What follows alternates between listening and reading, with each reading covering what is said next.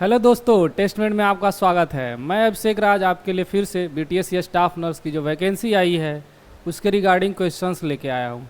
इससे पहले भी मैंने बहुत सारे सेशंस लिए हैं, न्यूट्रिशन एंड डाइटेटिक्स टॉपिक्स, उसके अलावा हम लोग जो है और टॉपिक्स के बारे में पढ़े हैं। आज का हमारा टॉपिक है, आज का हमारा सब्जेक्ट है फंडामेंटल नर्सिंग, और उसमें टॉपिक है first aid and it's treatment. कि फर्स्ट एड मतलब प्राथमिक उपचार क्या होता है और उसका कैसे हम लोग ट्रीटमेंट करते हैं। तो चलिए टॉपिक को शुरू करते हैं। आपके सामने पहला सवाल है, पढ़िए क्वेश्चन और सॉल्व कीजिए।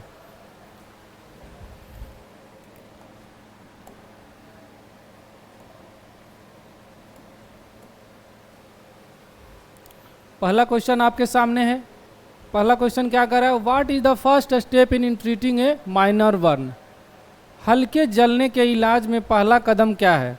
किसी आदमी को अगर थोड़ा सा जल जाता है तो उसमें क्या हम लोग पहला स्टेप लेते हैं, पहला स्टेप क्या लेते हैं उसके बारे में दिया गया है। तो क्वेश्चन यहाँ पे हमारे ऑप्शंस दिए गए हैं, अप्लाई आइस, दूसरा ऑप्शन है अप्लाई टूथपेस्ट, तीसरा ऑप्शन है cool the area with running water, and चौथा ऑप्शन है कवर विथ कॉटन। क्या होगा इसका answer. What is the first step in treating A minor burn. Minor burn होता है तो क्या करना चाहिए, सबसे पहले क्या करना चाहिए। क्या अप्लाई आइस करना चाहिए, नहीं, अप्लाई आइस पहले नहीं करना चाहिए। ठीक है, पहले हम लोग को क्या करना चाहिए, अप्लाई टूथपेस्ट, नहीं, बिल्कुल ये भी नहीं करना चाहिए। पहले जो है उसको ठंडे पानी से, रनिंग वाटर से धोना चाहिए। ठीक है, माइनर अगर बर्न हो गया है, जल गया है, तो जो है क्या हो गया है, बहुत ज़्यादा वाटर लॉस हो गया है और वहाँ पे जो है हीट मतलब स्किन जो है वो थोड़ा सा गर्म हो जाता है, उसमें टेम्परेचर रेज हो जाता है। तो उससे ट्रीट करने के लिए हम सबसे पहले क्या करते हैं, रनिंग वाटर जो टैप वाटर होता है उसको जो है अच्छे से धोते हैं। ठीक है, ये हमारा फर्स्ट स्टेप होता है। उसके बाद हम लोग अप्लाई आइस करते हैं या फिर टूथपेस्ट लगाते हैं, या फिर जो है ज़्यादा हो जाता है तो कॉटन से तो कवर नहीं करते। तो ये तो बिल्कुल इम्प्रोप्रिएट है, ये बाद का स्टेप है। जैसे अप्लाई आइस कर सकते हैं और टूथपेस्ट भी लगा सकते हैं, लेकिन सबसे पहला स्टेप क्या होना चाहिए, cool the area with running water. जो एरिया बर्न हुआ है, हल्का बर्न हुआ है, उसको जो है रनिंग वाटर से धोना चाहिए अच्छे तरीके से। ठीक है, तो ये हमारा राइट आंसर हो जाएगा। अगले सवाल की तरफ बढ़ते हैं हम लोग। अगला सवाल कह रहा है, in case of nose bleed the correct first aid is. अगर किसी व्यक्ति को नाक से खून आ रहा है तो उसमें जो है प्राथमिक उपचार क्या होना चाहिए। नाक से खून बहने की स्थिति में सही प्राथमिक उपचार क्या है। ठीक है, तो हमारे ऑप्शंस यहाँ पे दिए गए हैं, टिल्ट हेड बैकवर्ड, मतलब जो है सिर को पीछे की तरफ झुकाना चाहिए, या फिर दूसरा ऑप्शन दिया गया है tilt head forward. Tilt head forward मतलब आगे की तरफ झुकाना चाहिए, और पिंच नोज, नाक को जो है वो दबाना चाहिए। तीसरा ऑप्शन दिया गया है लाई डाउन फ्लैट, सीधा लेटा देना चाहिए, या फिर ब्लो नोज फोर्सफुली, नाक को जोर से साफ करना चाहिए। क्या करना चाहिए, आपके अनुसार कौन सा राइट आंसर होना चाहिए। कॉमन सेंस का क्वेश्चन है, तो हमारा राइट आंसर यहाँ पे क्या हो जाएगा, tilt head forward and pinch nose. क्या करना चाहिए, सिर को आगे की तरफ झुका देना चाहिए और नाक को दबा देना चाहिए, ताकि जो फर्दर ब्लीडिंग नहीं हो, और कुछ देर में जो है दवाई रखने पे क्या होगा, ब्लीडिंग स्टॉप हो जाएगा। तो ये करना चाहिए हम लोग को, tilt head forward and pinch nose. ठीक है, अगले सवाल की तरफ हम लोग चलते हैं। अगला सवाल कह रहा है, what is the best first aid for a snake bite. सांप काटने पर सबसे अच्छा प्राथमिक उपचार क्या है। किसी व्यक्ति को अगर सांप काट लेता है तो सबसे पहले क्या करना चाहिए। क्या अप्लाई आइस करना चाहिए, बर्फ़ लगाना चाहिए उसको, या फिर कट एंड शक द वुंड, जो वुंड जहाँ पे हुआ है उसको काट देना चाहिए, और जो वुंड बना है उसको जो क्या करना चाहिए, शक करना चाहिए। जो भी ब्लड निकल रहा है तो उसको क्या शक कर लेना चाहिए। तीसरा ऑप्शन यहाँ पे दिया गया है कि patient still and seek medical help, मरीज को शांत रखें और इलाज करें। और चौथा ऑप्शन दिया गया है टाइट बैंड एबव बाइट, मतलब काटे गए स्थान के ऊपर कसकर बांधना चाहिए। क्या करना चाहिए, इसके अनुसार राइट आंसर हमारा क्या हो जाएगा कि पेशेंट स्टिल, पेशेंट को अस्थिर करना चाहिए, क्योंकि जो है सांप काटता है, रेप्टाइल से ऐसे भी लोग डरते हैं, रेप्टाइल्स देख के लोग बहुत ज़्यादा डर जाते हैं। तो सबसे पहले तो पेशेंट को काम करना है, ठीक है, पेशेंट को रिलैक्स करना है कि सांप काट लिया, ठीक है, आप रिलैक्स हो जाइए, ज़्यादा टेंशन नहीं लीजिए, क्योंकि ज़्यादा ब्लड सर्कुलेशन होगा तो जहर और ज़्यादा फैलेगा, ठीक है। तो पेशेंट को शांत करना है और मेडिकल हेल्प के लिए बुलाना है, मेडिकल हेल्प के लिए कॉल करना है, इमरजेंसी मेडिकल हेल्प के लिए कॉल करना है।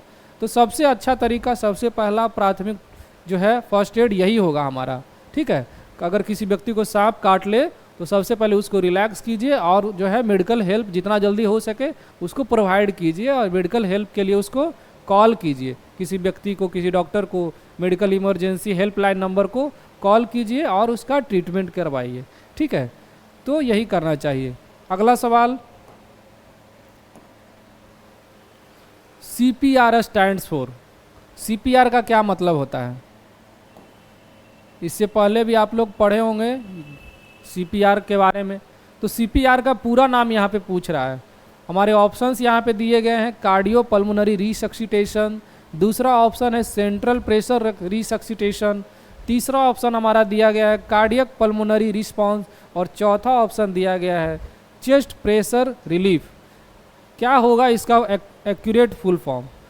तो अकॉर्डिंग टू CPR क्या होगा इसका answer? Full form cardio pulmonary resuscitation. अब कार्डियो पल्मोनरी रिसक्सिटेशन का मतलब क्या होता है? कार्डियो मतलब हार्ट से रिलेटेड, कार्डियो मतलब हार्ट से रिलेटेड, और पल्मोनरी मतलब लंग्स से रिलेटेड। तो मेनली क्या होता है, CPR कब देते हैं हम लोग? जब किसी पेशेंट को कार्डियक या रेस्पिरेटरी अरेस्ट होता है तो उस कंडीशन में हम लोग क्या करते हैं, उसको CPR देते हैं। अगर हॉस्पिटल सेटिंग में नहीं है, मेडिकल फैसिलिटी में नहीं है, कोई रास्ता चलते आदमी का है, ठीक है, आउटसाइड मेडिकल फैसिलिटी में अगर किसी को जो है कार्डियक अरेस्ट या रेस्पिरेटरी अरेस्ट हो गया है तो उस कंडीशन में हम लोग क्या करते हैं, CPR देते हैं। CPR का पूरा नाम कार्डियो पल्मोनरी रिसक्सिटेशन, मतलब हार्ट और लंग जो है वाइटल ऑर्गन है उसको हम लोग रिसक्सिटेट करते हैं, रिवाइव करते हैं, मतलब जो नॉर्मल जैसे होता है हार्ट लंग काम करता है उसको उस में जो है इम्प्रूवमेंट करते हैं, उसके नॉर्मल फिजियोलॉजी में लाने का हम लोग कोशिश करते हैं। तो उसी में होता है कार्डियो पल्मोनरी रिसक्सिटेशन। इसमें जो है एक होता है, 3 चीज़ होता है, एयरवे, ब्रीदिंग और सर्कुलेशन, ABC रूल फॉलो होता है, ठीक है।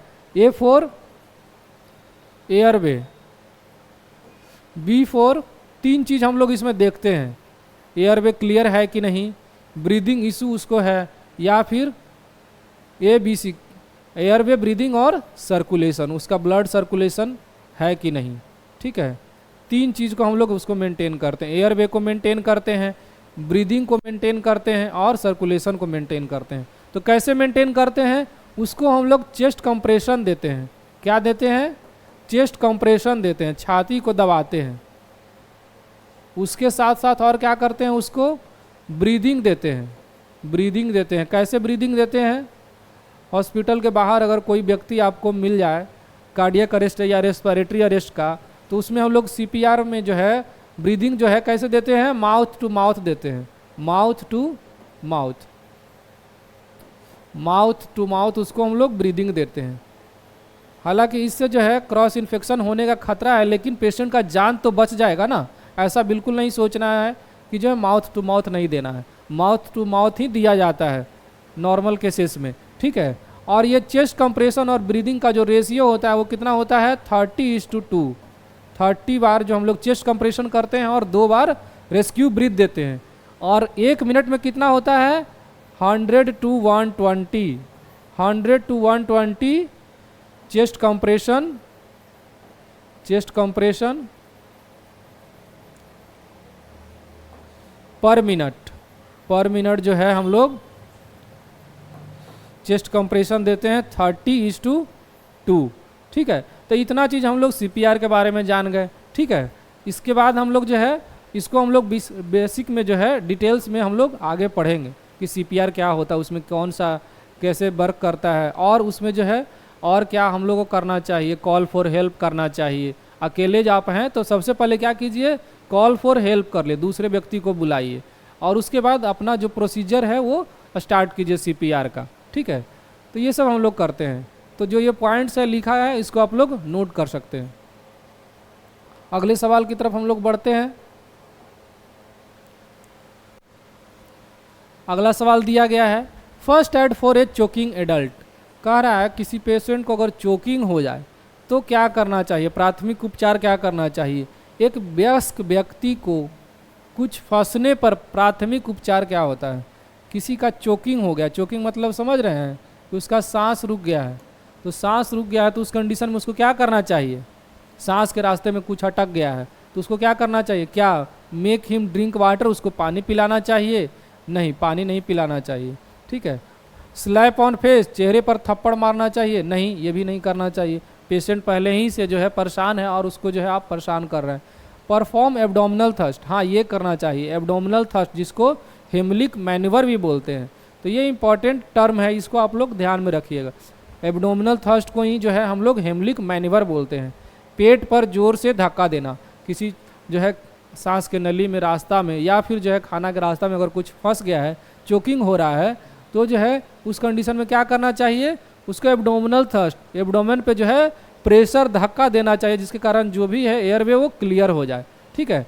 Wait until object comes out into ones, अपने आप जब तक नहीं आए वैसा इंतजार करना चाहिए, क्या नहीं, बिल्कुल ऐसा नहीं करना चाहिए। तो हमारा राइट आंसर क्या हो जाएगा, perform abdominal thrust, abdominal thrust देना चाहिए, जिसको हम लोग हेमलिक मैन्यूवर भी बोलते हैं। तो ये हमारा राइट आंसर हो जाएगा। अब हम लोग अगले सवाल की तरफ चलते हैं।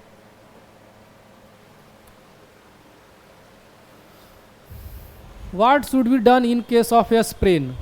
ठीक है, मरोड़ आ जाए, मसल्स में मरोड़ आ जाए तो क्या करना चाहिए, मसल्स में जो है मरोड़ आ जाए जिसको हम लोग स्प्रेन भी बोलते हैं, तो स्प्रेन की स्थिति में क्या करना चाहिए, क्वेश्चन पूछ रहा है और उसके अकॉर्डिंग यहाँ पे ऑप्शंस दिया गया है। तो ऑप्शंस पढ़िए और राइट आंसर चूज कीजिए कि क्या होगा राइट आंसर। क्या अप्लाई कोल्ड कंप्रेस करना चाहिए, या रग विगोरसली करना चाहिए मतलब जोर से मलना चाहिए, या फिर अप्लाई हीट इमीडिएटली, उसको तुरंत गर्मी देना चाहिए, या फिर जो है walk on the injured part, चोट लगे जगह पे चलना चाहिए। क्या करना चाहिए, क्या करना चाहिए आप लोग बताइए राइट आंसर।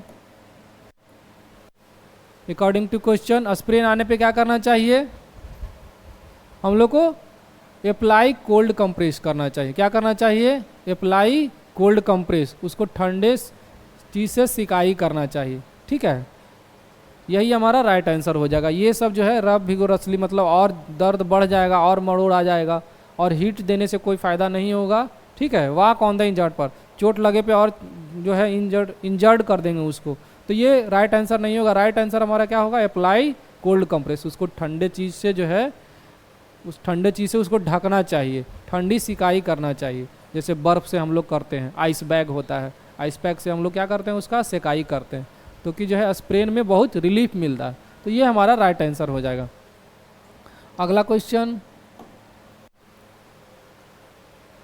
क्वेश्चंस को पढ़िए अपने आप से और समझने का कोशिश कीजिए कि क्वेश्चन कहना क्या चाह रहा है और उसके अकॉर्डिंग आंसर सेलेक्ट कीजिए, क्योंकि एग्ज़ाम में आप ही को क्वेश्चन फेस करना है। यहाँ पे तो हम क्वेश्चन पढ़ दे रहे हैं, लेकिन एग्ज़ाम में खुद से आपको पढ़ के क्वेश्चंस को सॉल्व करना है। अभी से वो अपना आइडिया मतलब वो जो है आदत लगाइए कि क्वेश्चन को पढ़ने का, अपने से पढ़ने से और सामने वाला के बताने से में अंतर होता है। अपने से क्वेश्चन पढ़िएगा तो ज़्यादा समझ में आएगा और ज़्यादा दिन तक याद भी रहेगा और उसका आंसर क्या होगा वो भी याद रहेगा।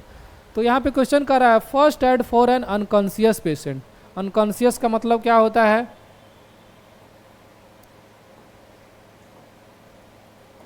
अनकॉन्शियस मतलब बेहोश, जिसको कोई होश नहीं। जैसे कॉन्शियस मतलब क्या होता है, जागरूक या जो होश में आदमी है, और अनकॉन्शियस मतलब बेहोश अवस्था में। तो कोई अगर पर्सन बेहोश अवस्था में है तो उस कंडीशन में प्राथमिक उपचार क्या होना चाहिए, अचेत व्यक्ति के लिए प्राथमिक उपचार में क्या शामिल होना चाहिए।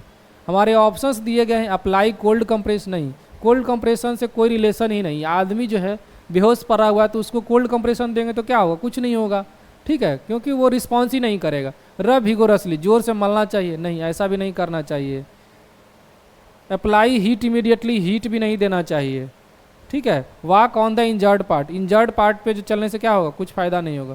तो अकॉर्डिंग टू क्वेश्चन सब तो इनअप्रोप्रिएट है, लेकिन मोस्ट अप्रोप्रिएट क्या आंसर हो जाएगा यहाँ पे, रब विगोरसली, जोर से मलना चाहिए ताकि वो पेशेंट होश में आ जाए।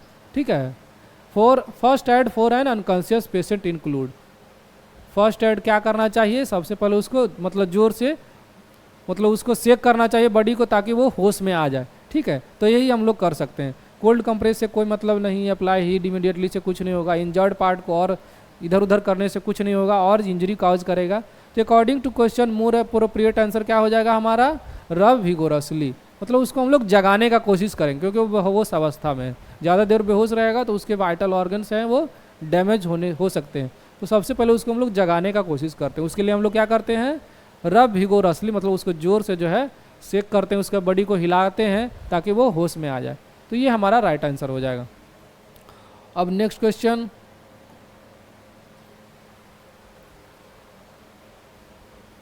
What is the first aid for a chemical splash in the eye. आँख में रासायनिक छींटे पड़ने पर प्राथमिक उपचार क्या है। किसी व्यक्ति को आँख में जो है किसी केमिकल चला गया है, केमिकल का छींटा चला गया है, रसायन का छींटा चल गया है, तो उसमें फर्स्ट एड क्या होना चाहिए, प्राथमिक उपचार क्या होना चाहिए। क्वेश्चन के अकॉर्डिंग ऑप्शंस दिया गया है, वॉश विथ रनिंग वाटर, रब the I, cover and rest, use any eye drops. क्या करना चाहिए, इसके अकॉर्डिंग राइट आंसर क्या हो जाएगा, wash with running water, running water से धोना चाहिए, ठीक है। सबसे पहले क्या करना चाहिए, रनिंग वाटर से आँख को जो है छींटा मार मार के धोना चाहिए, ठीक है।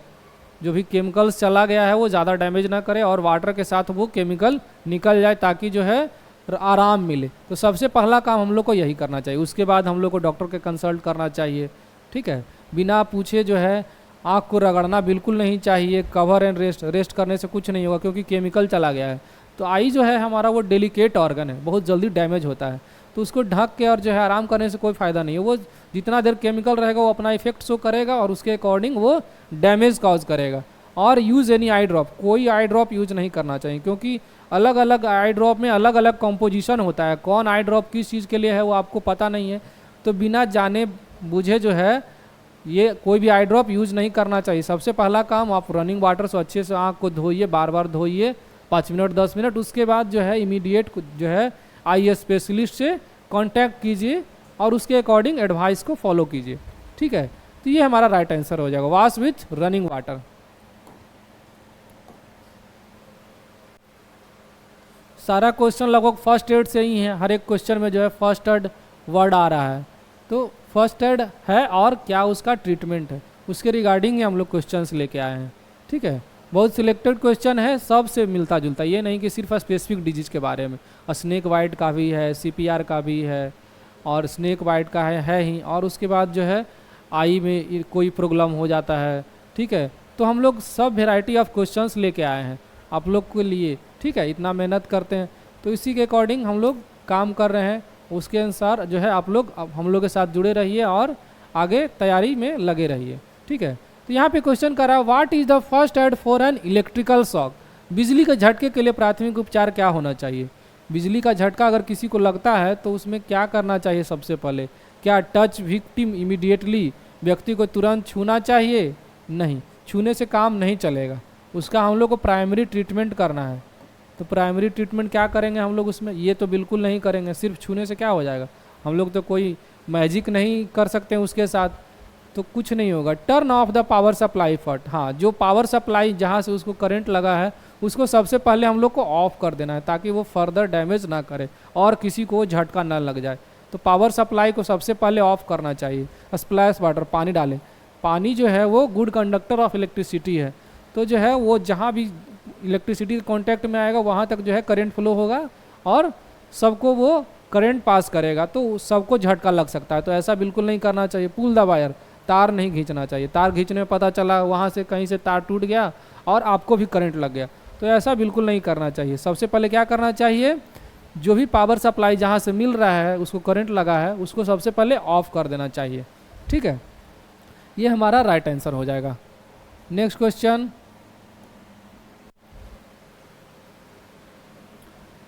What is the R in the RICE method for injury. कह रहा राइस मेथड इंजरी में जो हम लोग करते हैं उसमें आर क्या है, आर क्या है, आर का मतलब क्या होता है, क्या रेस्ट होता है, रब होता है, रेज होता है या रेसिस्ट होता है, क्या होता है, रेस्ट होता है। राइट आंसर क्या हो जाएगा, रेस्ट, ठीक है। आर मतलब रेस्ट, सबसे पहले आराम करना चाहिए, ठीक है, अकॉर्डिंग टू क्वेश्चन। तो ये हमारा राइट आंसर हो जाएगा। रब नहीं होगा, रेज नहीं होगा, रेसिस्ट नहीं होगा, रेस्ट हमारा राइट आंसर होगा।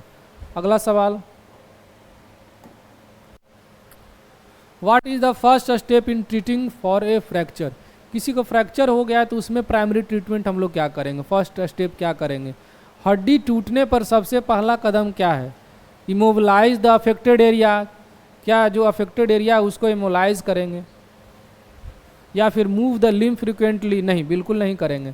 लिम्ब को मूव करेंगे तो और ज़्यादा इंजरी कॉज करेगा, उसके आसपास के मसल्स को, बोन को जो है और डैमेज कॉज करेगा, ब्लड वेसल्स को भी वो डैमेज कर सकता है, जिसके कारण और फर्दर ब्लीडिंग हो सकता है। तो ऐसा बिल्कुल नहीं करेंगे। अप्लाई हीट इमीडिएटली, हीट देने से कोई फ़ायदा नहीं होगा उसके। Apply pressure bandage, pressure bandage से भी कुछ नहीं होगा। सबसे पहला काम क्या करना है कि जहाँ पे अफेक्टेड एरिया है उसको इमोबिलाइज कर देना है, उसके मूवमेंट को रोकना है ताकि वो फर्दर डैमेज और ना कर सके। ठीक है, उसको बिल्कुल इमोबिलाइज कर देना है। उसको जहाँ पे इंजर्ड हुआ है उसको जो है जैसे है उसको नॉर्मल एनाटमी में ही रखना है, उसको ज़्यादा मूव नहीं करना है।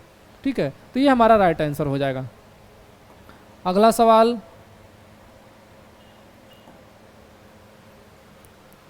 अगला सवाल है आपके सामने, क्या कह रहा है question, in case of bleeding what should be done first. अगर किसी को ब्लीडिंग हो रहा है, खून बह रहा है, तो उस कंडीशन में सबसे पहला काम क्या करना चाहिए हम लोग को। खून बहने की स्थिति में सबसे पहला क्या करना चाहिए, apply direct pressure, use ice directly, elevate the limb only, cover with blanket. Easy question है, आप लोग आंसर कीजिए। आई होप सब लोग आंसर करेंगे। अच्छा क्वेश्चन है। क्या होगा अकॉर्डिंग टू क्वेश्चन हमारा आंसर, अप्लाई डायरेक्ट प्रेशर। जो ब्लीडिंग हो रहा है उसको हम लोग सबसे पहले क्या करना है, रोकना है, ताकि जो है ब्लीडिंग ना हो।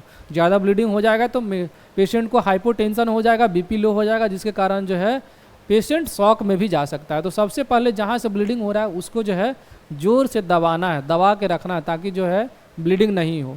यूज आइस डायरेक्टली, आइस डालने से कुछ नहीं होगा। एलिवेट द लिम्ब ओनली, सिर्फ पैर उठाने से कुछ नहीं होगा। कवर विथ ब्लैंकेट, ठीक है, ये भी नहीं होगा। ब्लैंकेट से ढंगने से क्या हो जाएगा, कुछ नहीं होगा। तो हमारा राइट आंसर क्या हो जाएगा, अप्लाई डायरेक्ट प्रेशर। अगला सवाल है, if someone फेंट्स what should you do. अगर कोई व्यक्ति बेहोश हो जाए तो क्या करना चाहिए। कोई व्यक्ति अगर बेहोश हो जाता है तो क्या कीजिएगा आप, lay them flat and raise legs, लेटाकर पैर को ऊपर की तरफ उठाना चाहिए, या फिर मेक देम सीट, उसको बैठाना चाहिए, या गिव कोल्ड वाटर, या फिर सेक देम स्ट्रांगली। स्ट्रांगली सेक करने से कुछ नहीं होगा, स्ट्रांगली सेक करने से कुछ नहीं होगा। अगर कोई व्यक्ति बेहोश हो गया है तो उसको क्या करना चाहिए, lay them flat and raise legs, नहीं, उसको सुलाने से कुछ नहीं होगा, उसको अवेक करना है, उसको होश में लाना है। तो उसको हम लोग क्या करना है, उसको बैठाना है। ठीक है, गिव कोल्ड वाटर, ठंडा पानी देने से कुछ नहीं होगा। सबसे पहले उसको क्या करना है, बैठाना है, उसको होश में लाने का कोशिश करना है। उसके बाद पानी का छींटा थोड़ा सा देना है, आईवी उसको फ्लूइड्स देना है, पानी पिलाना है। ठीक है, फिर उसके बाद थोड़ा देर बाद उसको क्या करना है, चला के फिरा के देखना है कि सब उसका सही तो है ना, आई साइड तो नहीं है, पैरालिसिस तो नहीं हो गया है, सब कुछ हम लोग उसका चेक करेंगे। तो सबसे पहले क्या करेंगे, उसको आराम से बैठाएंगे। उसके बाद उसके चेहरा को पूछेंगे, या पानी से जो है उसको चेहरा को धोएंगे। फिर बोलेंगे कि आप अच्छे हैं, नाम पूछेंगे, कहाँ से हैं ये पूछेंगे। ठीक है, बेसिक। उसके बाद हम लोग उसमें क्या करेंगे, उसको आप कहेंगे कि आप कंफर्टेबल हैं कि नहीं है, आपको मेडिकल हेल्प की ज़रूरत है, तो अकॉर्डिंग टू उसके हम लोग को उसको हेल्प करना है, मदद करना है। ठीक है, तो ये सबसे पहले करना है। मेक देम सीट, उसको बैठाना है सबसे पहले। अगला सवाल,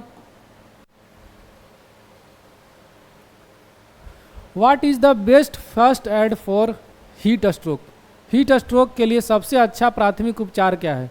हीट स्ट्रोक क्या होता है, जैसे बहुत तेज़ गर्मी में हम लोग बाहर निकलते हैं तो जो है अचानक क्या होता है, हम लोग को चक्कर आता है और गिर जाते हैं, या फिर लू लग जाना जिसको कहते हैं। ठीक है, तो अचानक बहुत तेज़ गर्मी अगर कोई व्यक्ति निकलता है तो नोज से ब्लीडिंग हो गया, या फिर जो है बहुत ज़्यादा एक्सेसिव डिहाइड्रेशन से क्या होता है, पेशेंट बेहोश हो जाता है, चक्कर खा के गिर जाता है, या फिर लू लग जाता है। ये सब कंडीशन होता है हीट स्ट्रोक में। तो उस कंडीशन में क्या प्राथमिक उपचार होना चाहिए, सबसे अच्छा प्राथमिक उपचार क्या होना चाहिए। यहाँ पे ऑप्शंस हमारे दिए गए हैं कि move to a cool place and give fluids. बिल्कुल सही बात, पहला ही आंसर जो है हमारा, ये पहला ही ऑप्शन जो है ये राइट आंसर मिल गया हम लोग को। ठीक है, कि सबसे पहले उसको क्या करना चाहिए, ठंडे जगह पे ले जाना चाहिए, क्योंकि उसको हीट स्ट्रोक पहले से हो चुका है, और उसको फ्लूइड्स देना चाहिए। पानी पिलाना चाहिए, जूस पिलाना चाहिए, ठीक है। उसको नींबू शरबत, चीनी, पानी ये सब घोल देना चाहिए ताकि जो है वो जल्दी से रिहाइड्रेट हो जाए, ठीक है।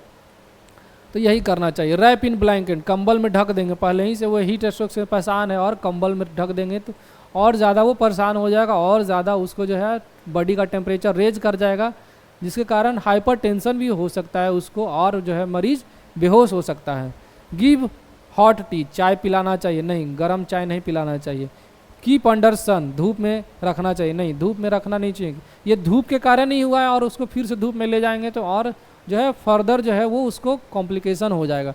तो सबसे अच्छा तरीका क्या है कि उसको ठंडे जगह पे ले जाइए, ठंडे जगह पे रखिए और उसको फ्लूइड्स दीजिए, ओरली उसको फ्लूइड दीजिए, ठीक है। अगला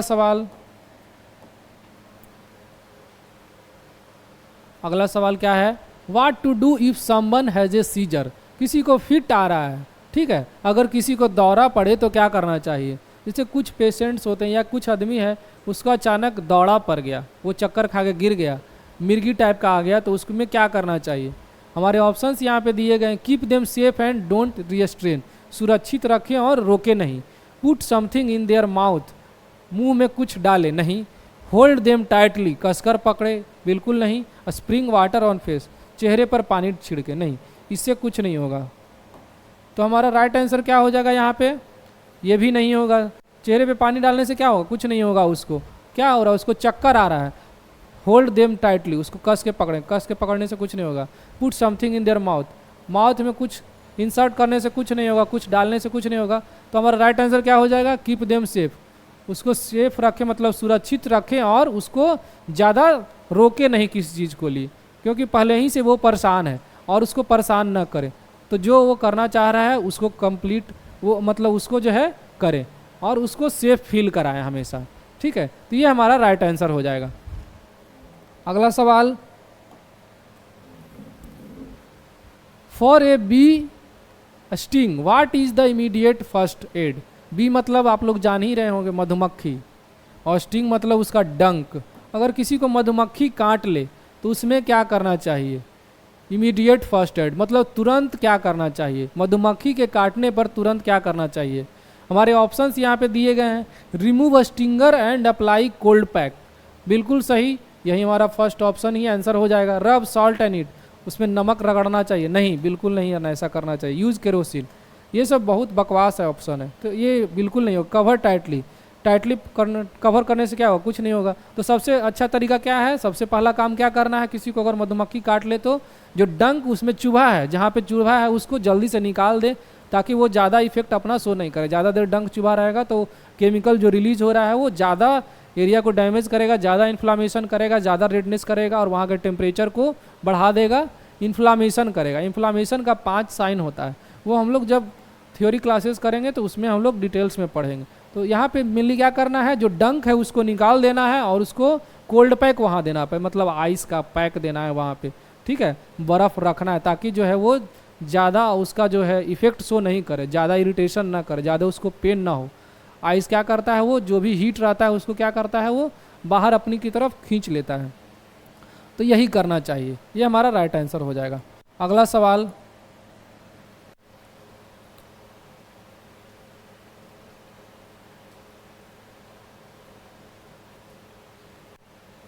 in case of poisoning the first aid is, कोई अगर जहर खा लिया है तो उसमें प्राथमिक उपचार क्या होना चाहिए। जहर खाने पर प्राथमिक उपचार क्या करना चाहिए। हमारे ऑप्शंस यहाँ पे दिए गए हैं, इंड्यूस वोमिटिंग, उल्टी कराएं उसको, call emergency and keep person काम, गिव मिल्क, दूध पिलाने कह रहा है, या फिर क्या कह रहा है, इग्नोर इफ नो सिम्टम्स, कह रहा है कोई जहर अगर पी लिया है तो उसको क्या करना चाहिए, इग्नोर करना चाहिए कि भाई अपना मन से तुम पिया है, तुम अपना समझो, हम इसमें क्या करें, किस कारण से पिया है। आजकल बहुत सारा कारण होता है, ठीक है, आप लोग समझ ही रहे होंगे क्या क्या कारण आजकल एडल्ट में देखा जाता है, ठीक है। तो यहाँ पे क्या करना कह रहा है ऑप्शंस में, ignore if no symptoms, symptoms अगर नहीं है तो इग्नोर नहीं करना चाहिए, नहीं है, बिल्कुल नहीं इग्नोर करना चाहिए। दूध पिलाना चाहिए, नहीं, जहर पहले ही से पी लिया और उसको दूध पिलाएंगे, नहीं, दूध नहीं पिलाएंगे उसको। इंड्यूस वोमिटिंग, वोमिटिंग कराने का कोशिश करेंगे, या फिर call emergency and keep patient काम, इसमें क्या करना चाहिए, सबसे पहला उसको इमरजेंसी को कॉल करना चाहिए, पेशेंट को काम करना चाहिए, पेशेंट को रिलैक्स करना चाहिए। ठीक है, तो ये हमारा राइट आंसर हो जाएगा। ठीक है, इमरजेंसी से कांटेक्ट करना चाहिए, इमरजेंसी कॉल करना चाहिए, और कि पेशेंट काम, पेशेंट को शांत करना चाहिए। ठीक है, और किसी किसी कंडीशन में जो है ये भी हो सकता है इंड्यूस वोमिटिंग। अगर पेशेंट वोमिटिंग करना चाह रहा है तो उसको वोमिटिंग करवाने का कोशिश करें, ताकि वो जहर जो है वो ज़्यादा डैमेज ना करे इंटेस्टाइन को और स्टमक को, या फिर जो ईसोफेगस का लाइनिंग है, आहार नली को डैमेज ना करे। उसके लिए हम लोग क्या करें, ज़्यादा स्टमक में रहेगा तो एब्जॉर्ब हो जाएगा, तो पूरे शरीर में फैलेगा, तो वोमिटिंग भी करा सकते हैं उसके। लेकिन यहाँ पे हमारा राइट आंसर क्या हो जाएगा, call emergency and keep patient. अगर ये ऑप्शन में नहीं रहेगा तो हम लोग ये भी कर सकते हैं, इंड्यूस वोमिटिंग भी करते हैं, उल्टी कराना चाहिए। ठीक है, उससे क्या होगा, जो भी गैस्ट्रिक कंटेंट रहेगा स्टमक में, जो जहर पिया है वो बाहर निकल जाएगा, तो जो है कम उसको परेशानी होगा। ठीक है, ये हमारा राइट आंसर होगा। अगला सवाल, what to do if someone is shivering and cold. यदि कोई व्यक्ति ठंड से काँप रहा हो तो क्या करना चाहिए। कोई व्यक्ति जो है बहुत ठंड में है और उसको पूरा शरीर काँप रहा है, तो क्या करना चाहिए उसके साथ। ऑप्शंस दिए गए हैं हमारे यहाँ पे, cover with blanket and give warm fluids. हाँ, ये बिल्कुल सही आंसर है। क्या करना चाहिए, यही करना चाहिए। पेशेंट को जो है ठंडा लग रहा है बहुत ज़्यादा, तो उसको सबसे पहले क्या करना चाहिए, कंबल से ढक देना चाहिए, और गिव वार्म फ्लूइड, ठंडा पानी नहीं देना चाहिए, नॉर्मल पानी नहीं देना चाहिए, उसको वार्म फ्लूइड्स देना चाहिए। क्योंकि शरीर का टेम्परेचर कम है, तो टेम्परेचर को मेंटेन करने के लिए वार्म फ्लूइड्स देंगे तो वो नॉर्मल टेम्परेचर मेंटेन हो जाएगा, 37 डिग्री सेंटीग्रेड या फिर 98 डिग्री फ़ारेनहाइट। जनरली ठंड में क्या होता है, 35 डिग्री या 34 डिग्री टेम्परेचर हो जाता है बॉडी का, और उससे भी कम हो जाता है। तो सबसे पहले शरीर को पूरा ढकेंगे, ताकि उस शरीर का जो हीट निकल रहा है, हीट मतलब कम है, और जो है उसको ठंडा ना लग जाए, तो कंबल से क्या हो जाएगा, हीट प्रोड्यूस होगा और उसका टेम्परेचर रेज करेगा बॉडी का। और वार्म फ्लूइड देने से क्या हो जाएगा, उसको गर्म पानी पिला सकते हैं, या फिर जो है उसको कैनुला लगा हुआ है तो उसको हम लोग कैनुला से वार्म IV फ्लूइड्स भी उसको दे सकते हैं। सबसे पहला प्राथमिक उपचार यही होना चाहिए। ठीक है, और उसके बाद हम लोग उसमें दवा भी दे सकते हैं, जैसे ट्रामाडोल देते हैं या पेथिडीन देते हैं शिवरिंग के लिए। ठीक है, तो ये कर सकते हैं। लेकिन सबसे पहले हम लोग फर्स्ट एड के बारे में पढ़ रहे हैं, तो फर्स्ट एड में यही करेंगे, जो कि आम आदमी कोई भी कर सकता है। कंबल से ढक दें और उसको गर्म पानी पिलाएं। अगले सवाल की तरफ हम लोग चलते हैं। आज का सेशन ऐसा है कि कोई भी नॉर्मल व्यक्ति भी जो है इस सेशन को देख सकता है, तो जो भी आपके मित्र सहयोगी या फिर घर में है, सब लोग को जो है शेयर कीजिए, और सबको बोलिए कि ये सब्सक्राइब करें चैनल को और जुड़े रहें, और बेसिक जो भी इंफॉर्मेशन है मेडिकल से रिलेटेड, नर्सिंग से रिलेटेड, वो अपना गेन कर सकते हैं, अपना डेली लाइफ में यूज़ में ले सकते हैं। ठीक है, अगला सवाल क्या कर रहा है, which method is use to stop bleeding from a nose. नाक से खून रोकने के लिए कौन सी विधि उपयोगी है। अगर किसी व्यक्ति का नाक से खून बह रहा है तो क्या करना चाहिए, pinch nostril and lean forward. हाँ, यही करना चाहिए।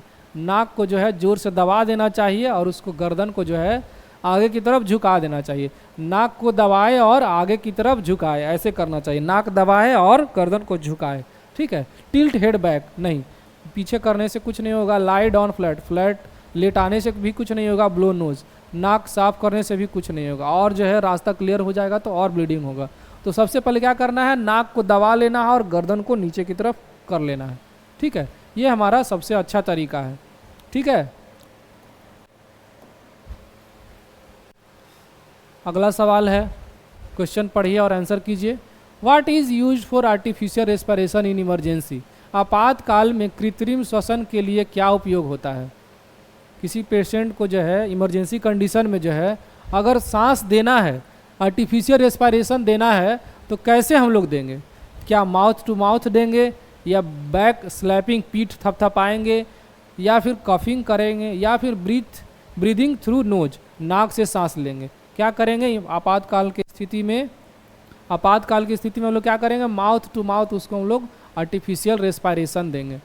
ठीक है, इसमें बिल्कुल संकोच नहीं करना चाहिए। आप किसी का जान बचा ले रहे हैं, वो बहुत बड़ी बात है। ठीक है, तो उसको क्या करना चाहिए, mouth to mouth artificial respiration देना चाहिए। आर्टिफिशियल क्यों, क्योंकि वो अपने से नहीं ले पा रहा नेचुरली, तो हम लोग उसको बाहर से दे रहे हैं। तो बाहर से जो भी चीज़ देते हैं हम लोग उसको क्या बोलते हैं, आर्टिफिशियल। तो आर्टिफिशियल में क्या हो जाएगा, माउथ टू माउथ उसको हम लोग सांस देंगे।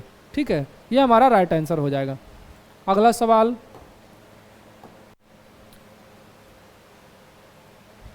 अगला सवाल कह रहा है the golden hour in trauma refers to. Trauma में गोल्डन आवर क्या होता है, मतलब सबसे पीक आवर क्या होता है, सबसे इंपॉर्टेंट आवर क्या होता है? First hour after injury. हाँ बिल्कुल सही, यही हमारा राइट आंसर हो जाएगा। किसी को अगर ट्रॉमा हो गया है तो पहला 1 घंटा जो है बहुत उसके लिए क्रूशियल होता है कि क्या उसके साथ किया जा रहा है। ठीक है, time of hospital arrival, hospital पहुंचने तक इंतजार करना चाहिए। Any hour at any time, at night, day after treatment नहीं। सबसे जो है किसी व्यक्ति को अगर ट्रॉमा हो गया है तो सबसे पहले जो है उसका पहला जो फर्स्ट आवर होता है वो बहुत इंपॉर्टेंट है। उसको कैसा फर्स्ट एड दिया जा रहा है उसके से जो है बहुत हद तक पेशेंट का कंडीशन जो है इम्प्रूव होता है। तो सबसे पहला जो आवर है, फर्स्ट आवर इंजरी जो है आफ्टर इंजरी, वो बहुत इंपॉर्टेंट होता है, जिसको हम लोग क्या बोलते हैं, गोल्डन आवर बोलते हैं। किसी व्यक्ति को ट्रॉमा किसी एक्सीडेंट के वजह से या फिर कहीं से गिरने के वजह से या फिर जो है कट लगने से, ब्लीडिंग होने से, ठीक है, किसी से भी ट्रॉमा हो सकता है, इंटरनल ब्लीडिंग होने से। तो सबसे पहला आवर जो है बहुत क्रूशियल होता है उसके ट्रीटमेंट के लिए। तो ये हमारा राइट आंसर हो जाएगा। अगला सवाल है what should be avoided in A case of fracture.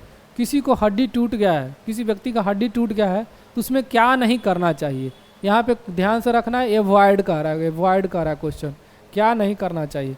क्या करना चाहिए वो तो पता होता है आदमी को, लेकिन क्या नहीं करना चाहिए वो भी इम्पोर्टेंट होता है। तो क्या नहीं करना चाहिए, इमोबिलाइजेशन, इमोबिलाइजेशन नहीं करना चाहिए, ताकि जो है फ्रैक्चर हो गया है तो वो आसपास के नर्व्स को, ब्लड वेसल्स को, मसल्स को डैमेज कर सकता है, तो उसको अस्थिर रखना है, इमोबिलाइज नहीं करना है। ठीक है, moving the broken bone, broken bone को मूव करना नहीं, हिलाने डुलाने से और डैमेज हो जाएगा। सपोर्ट भी था स्प्लिंट नहीं। हम लोग फर्स्ट एड के बारे में पढ़ रहे हैं, तो फर्स्ट एड में सबसे पहले इमोबिलाइजेशन करना चाहिए। हाँ स्प्लिंट देते हैं, ठीक है, तो अकॉर्डिंग टू क्वेश्चन कह रहा है कि क्या अवॉइड करना चाहिए, इमोबिलाइजेशन अवॉइड करना चाहिए। सीक मेडिकल हेल्प, हाँ मेडिकल हेल्प के लिए पूछेंगे, तो ये हमारा राइट आंसर हो जाएगा कि इमोबिलाइजेशन नहीं करना चाहिए। बाकी ये सब चीज़ करना चाहिए, ये नहीं करना चाहिए इमोबिलाइजेशन। अगला सवाल, अगर किसी व्यक्ति को केमिकल बर्न हो गया है स्किन में तो उसमें क्या प्राथमिक उपचार होना चाहिए। त्वचा पर रासायनिक जलन होने पर प्राथमिक उपचार क्या है। Wash with plenty of water, rub with cloth, apply ointment immediately, apply ice directly. क्या करना चाहिए अगर किसी को केमिकल बर्न हो गया है स्किन पे तो क्या करना चाहिए। Wash with plenty of water, मतलब बहुत ज़्यादा पानी से उसको धोना चाहिए ताकि जो केमिकल है वो डाइल्यूट होके बाहर निकल जाए और कम डैमेज करे स्किन को। ठीक है, तो ये हमारा राइट आंसर हो जाएगा। रगड़ने से और क्या हो जाएगा, और डैमेज हो जाएगा स्किन। अप्लाई ऑइंटमेंट, वो ऑइंटमेंट अप्लाई तुरंत नहीं करते हैं, पहले हम लोग उसको अच्छे से 10 मिनट 15 मिनट अच्छे से उसको जो है धोते हैं रनिंग टैप वाटर से। अप्लाई आइस डायरेक्टली, आइस नहीं देते हैं। ठीक है, तो ये हमारा राइट आंसर हो जाएगा, wash with plenty of water. अगला सवाल, अगला सवाल क्या कह रहा है, पढ़िए आप लोग। Which position helps an unconscious patient breathe better. अचेत व्यक्ति को किस स्थिति में सांस लेने में मदद मिलती है। कोई अगर अनकॉन्शियस पेशेंट है तो उसमें जो है कौन सा पोजीशन में जो है पेशेंट को सांस लेने में आराम ज़्यादा मिलेगा। Recovery position, sitting upright, standing position, flat on stomach. क्या हो जाएगा राइट आंसर, रिकवरी पोजीशन हमारा राइट आंसर हो जाएगा। रिकवरी पोजीशन में रखेंगे तो जो है उसको ज़्यादा फ़ायदा मिलेगा, ज़्यादा उसके लिए अच्छा होगा। कोई अनकॉन्शियस पेशेंट है उसको रिकवरी पोजीशन में हम लोग रखते हैं।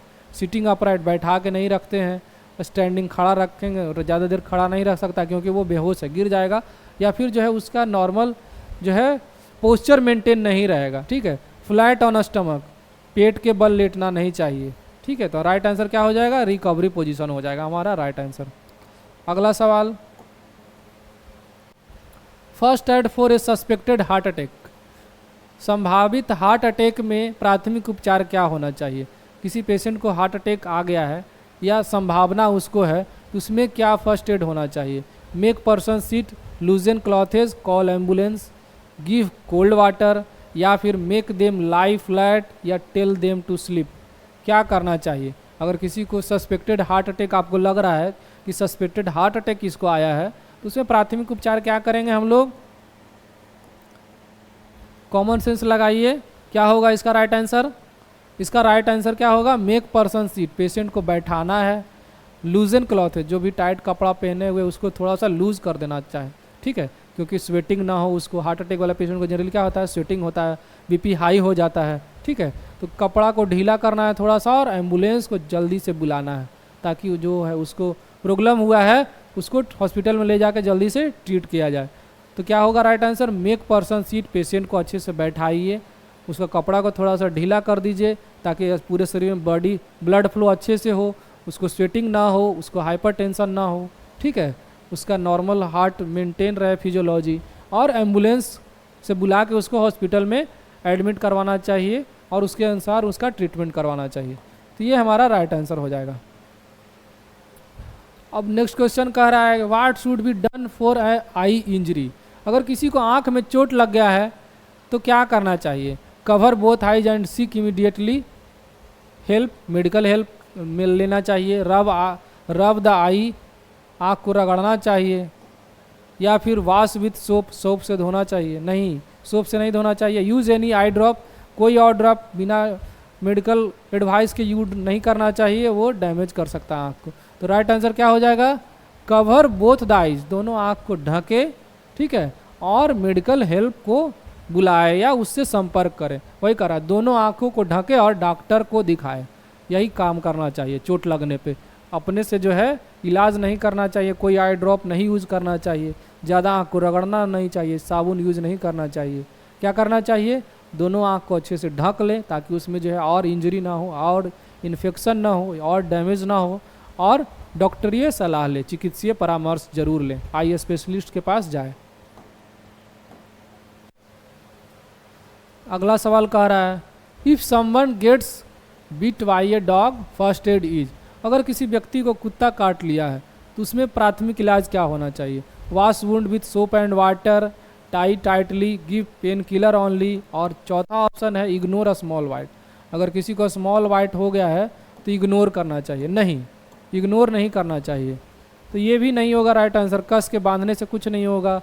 Give pain killer only, pain killer नहीं देना चाहिए, ठीक है। इग्नोर अ स्मॉल वाइट, अगर छोटा कट लगा है तो उसको इग्नोर नहीं करना चाहिए, क्योंकि ये जो रेबीज का जो वायरस है बहुत इफेक्टिवली शरीर पे काम करता है और तुरंत आदमी को किल कर देता है। तो जो है सबसे पहला काम क्या करना चाहिए, वॉश वुंड, जहाँ पे वुंड बना है उसको अच्छे से धोना चाहिए। किससे धोना चाहिए, सोप और वाटर से। सिर्फ नॉर्मल वाटर से धोने से काम नहीं चलेगा, सोप वाटर से धोना चाहिए और अच्छी तरह धोना चाहिए, 1 बार 2 बार 3 बार अच्छे से धोना चाहिए, जो भी रेबीज का वायरस है वो धोने से निकल जाए, ठीक है। और उसके बाद वैक्सीनेशंस भी ले लेना चाहिए, ठीक है।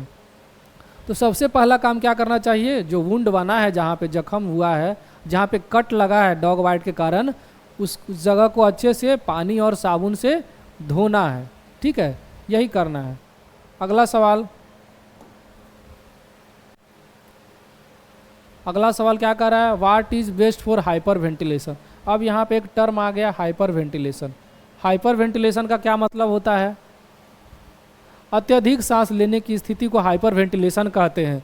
तो उसमें क्या करना चाहिए, अगर किसी को जो है हाइपर वेंटिलेशन में क्या करना चाहिए, breathe into a paper bag, drink and cold water, run quickly, lie down flat.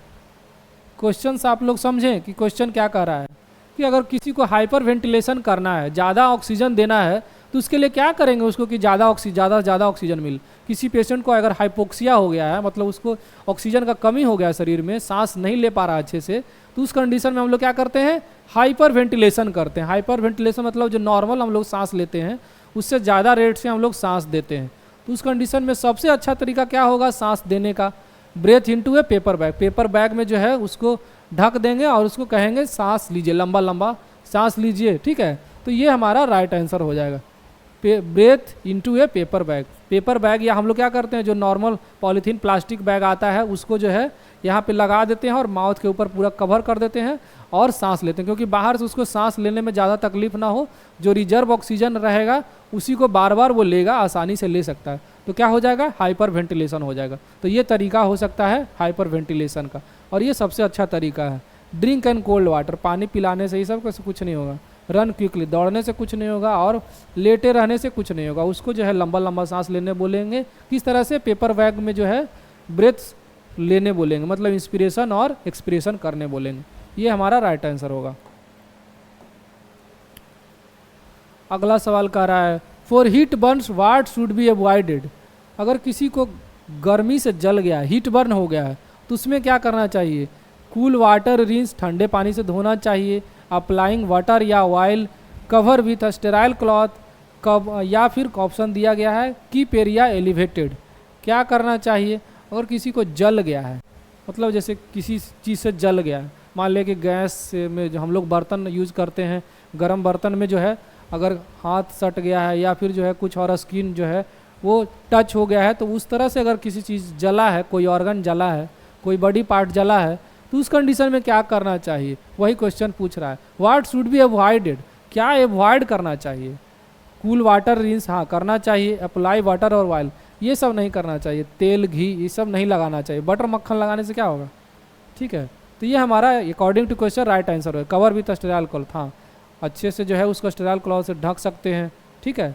Keep area elevated, elevated area को थोड़ा सा उठा के रखना है। कीप वाटर रिंस ये नहीं करना है, तो ये हमारा राइट आंसर हो जाएगा। क्वेश्चन कह रहा है क्या, व्हाट शुड बी अवॉइडेड, तो यही अवॉइड करना है, तेल या ऑयल कोई नहीं लगाना है हीट बर्न में, ठीक है, क्योंकि ये इंसुलेशन का काम करेगा। इंसुलेशन का काम करेगा तो जो भी हीट है वो निकलने वाला वो निकलेगा नहीं, क्योंकि हीट्स में क्या होता है टेम्परेचर रेज हो जाता है, हाई टेम्परेचर के कारण हीट में जो है रेज हो जाता है, जिसमें कारण हमको ठंडा करना, तो ठंडा करने वाला काम करेंगे तो क्या करेंगे, कूल वाटर रिंस करेंगे, उसको जो है ढक देंगे और क्या करेंगे कीप एरिया एलिवेटेड, एरिया को उठा के रखेंगे, ये बिल्कुल नहीं करेंगे, तो ये हमारा राइट आंसर हो जाएगा। अगला सवाल कह रहा है first aid box must not include. जैसे फर्स्ट एड बॉक्स आप लोग देखे होंगे, फर्स्ट एड बॉक्स में क्या क्या होना चाहिए, जैसे इस तरह का जो है फर्स्ट एड बॉक्स है मान के चलिए, ठीक है, इस तरह से क्या है हमारा ये फर्स्ट एड बॉक्स है। तो फर्स्ट एड बॉक्स में क्या क्या होना चाहिए और क्या नहीं होना चाहिए, तो यहाँ पे हमारा क्वेश्चन कह रहा है क्या कि first aid box not include, क्या नहीं होना चाहिए, क्या नहीं रहना चाहिए उसमें, बैंडेजेज होना चाहिए, ठीक है, एंटीसेप्टिक क्रीम भी होना चाहिए, किसी तरह से कट गया या डैमेज हो गया स्किन या वुंड हो गया तो उसमें लगाने के लिए, बैंडेज पट्टी करने के लिए होना चाहिए, सीजर्स कैंची कुछ चीज़ों को काटने के लिए, जो बैंडेज काटना है या कोई दवा काटना है, ठीक है, या फिर कुछ टैबलेट काटना है या फिर कुछ स्किन का जो है प्रोसीजर करना छोटा सा, तो उसमें भी हम लोग यूज़ में ले सकते हैं, ठीक है। एक्सपायर्ड मेडिसिन नहीं होना चाहिए, अगर पेशेंट एक्सपायर्ड मेडिसिन खाएगा तो पेशेंट का जान जाएगा, ठीक है। तो ये सब तीन चीज़ होता है, ये नहीं होता है, तो हमारा राइट आंसर क्या हो जाएगा, ये हो जाएगा राइट आंसर, ठीक है। ये सब चीज़ होना चाहिए, ये नहीं होना चाहिए, एक्सपायर्ड मेडिसिन का कोई रोल नहीं, उसको हम लोग को डिस्कार्ड करना चाहिए फर्स्ट एड बॉक्स से, क्योंकि first aid box emergency condition में हम लोग यूज़ करते हैं, प्राइमरी ट्रीटमेंट में यूज़ करते हैं, तो जल्दी में अगर पेशेंट एक्सपायर्ड मेडिसिन हम लोग उसको दे दिए तो पेशेंट का जान जाने का खतरा है या कॉम्प्लिकेशन हो सकता है, तो ये सब चीज़ नहीं रहना चाहिए, ये सब चीज़ होना चाहिए फर्स्ट एड में। इसके अलावा और क्या क्या होना चाहिए, सोप होना चाहिए, इमरजेंसी ड्रग्स होना चाहिए, टैबलेट्स होना चाहिए, ठीक है, नॉर्मल जो डैमेज होता है वो सब चीज़ होना चाहिए, ठीक है, बैंडेज होना चाहिए, टेप होना चाहिए और कॉटन होना चाहिए, स्प्रिट होना चाहिए, डेटॉल होना चाहिए, बेटाडीन होना चाहिए, ये सब चीज़ होना चाहिए, ठीक है, ये नहीं होना चाहिए, तो ये हमारा राइट आंसर हो जाएगा। आज का हमारा इतना ही क्वेश्चन था, हम लोग आज लगभग 30 क्वेश्चन किए हैं, आप लोगों को बहुत अच्छा ये क्वेश्चन लगा होगा और सब इम्पॉर्टेंट क्वेश्चन है, ये सबके लिए इन्फॉर्मेटिव एक तरह से कह सकते हैं, इन्फॉर्मेटिव क्लास था, और जो बाकी बीपीएससी बीटीएस या स्टाफ नर्स की तैयारी करते हैं उसके लिए तो बहुत ही यूज़फुल है, ठीक है। तो आप इसको बार बार देखिए, रिवाइज कीजिए और चैनल को जो सब्सक्राइब नहीं किए हैं सब्सक्राइब कीजिए, लाइक कीजिए, और जो भी आपको डाउट्स रहता है वो कमेंट्स में आप लोग देख सकते हैं, डाल सकते हैं, उसके अकॉर्डिंग हम लोग उसका रिस्पॉन्स करेंगे, ठीक है। बाकी हम लोग के साथ हमेशा जुड़े रहें, आप लोग के लिए हम हमेशा जो है सेशंस लाते रहेंगे और आगे कंटिन्यू करते रहेंगे, आपके सिलेक्शन को हम लोग श्योर करेंगे, ठीक है। थैंक यू वेरी मच, आज के लिए इतना ही।